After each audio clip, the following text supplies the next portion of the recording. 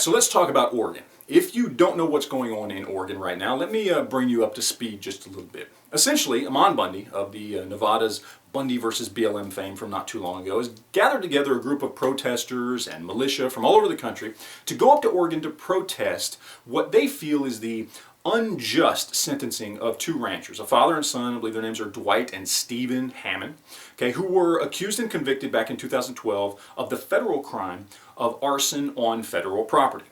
Now, this has gotten so far that they've even taken over a federal building. There's a federal wildlife building that these protesters have occupied now, and they say they will stay there until this injustice is reversed. Now, first and foremost, let me just say, I applaud this way of thinking. I applaud this strategy at dealing with a tyrannical government. We, the people of this country, have the right to stand up and protest and take over a federal building if you want to. When we see the boot of tyrannical government get put on the neck of any citizen, hands down, that's what our country is founded on, and I am in line with that strategy. This is something that we should employ more often, quite honestly, in my opinion. Peaceful protest, but protest nonetheless. Now, the problem comes into play when you realize that what these people do is going to get put on all of us. All of us out here who say we are pro-gun, pro-freedom, pro-liberty, patriotic, whatever it is, okay? We all kind of get lumped in together. So we want to make sure when something like this happens, when people are taking over government buildings, that they're doing so for a good reason. So we really need to understand this situation fully, across the board. Don't just post stuff on Facebook because you hear a couple things here and there. Do your research. Understand what you are backing here. And especially if you are one of the people protesting, please understand what you are backing when you are there taking part in this protest, okay? So essentially the situation breaks down like this. When they got convicted and sentenced back in 2012, okay, they were convicted of a federal crime.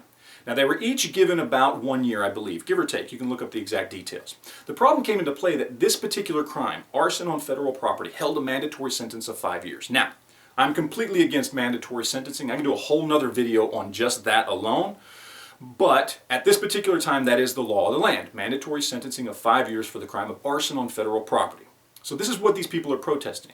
Because now these people are being asked to go back to prison. After having already served their sentences well over 3 years ago, they're being asked to go back to prison for about another 4 years each. And people are upset. And they're upset because of the fact that they say that the crime of arson on federal property was a trumped up charge anyway.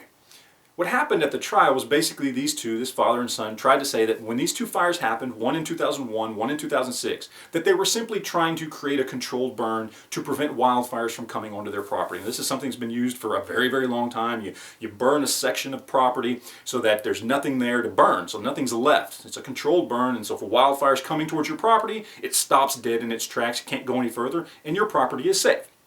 They tried to say they did that on their land, it simply spread to federal property. The problem was there was so many witnesses that came forward during the trial to say that was not true, that both of these fires were set on federal property. At one point, the father, Dwight, had even passed out matches, and there were witnesses that came forward to testify against him in this regard that said basically what he was trying to do was cover up the fact that he had been hunting illegally and poaching on the federal land. Now, he did have access to that federal land. He was allowed to allow his cattle to graze there, but that was it. He was not supposed to be hunting on that land, and he wanted to burn a lot of the evidence that I guess he had been doing that. This was from the original fire back in 2001. So all the evidence against these two guys was that they did not try to create a controlled burn on their own property and simply spread, that they intentionally went out there and not only committed a felony by starting a fire on federal property, but they did so to cover up other crimes. This is why these people were forced into a mandatory sentence after it went to a higher court. So we really need to step back. We really need to examine these situations before we employ the tactic of standing up and protesting and taking over government buildings in the face of tyranny. Really understand what's going on. Because all evidence in this case points to the fact that these two should have served their full 5-year prison sentence. And there is nothing unjust about this sentencing. So please, do what you can. Google's a powerful thing.